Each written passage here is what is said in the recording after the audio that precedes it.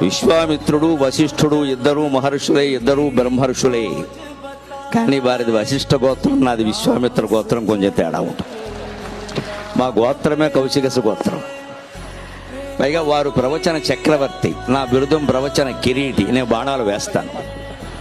కిరీటి అంటే బాణాలు వేస్తాడు. అంచేత నాకు ప్రవచన కిరీటి అని బిరుదం, వారికి ప్రవచన చక్రవర్తి అని బిరుదం. నిస్సందేహంగా చక్రవర్తి వారే ధర్మరాజు, నేనే అర్జునుడి.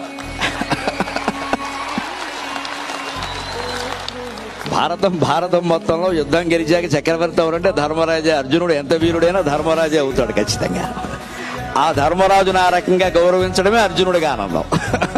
ఆ గౌరవం ధర్మరాజుకి జరగడమే అర్జునుడిగా ఆనందం.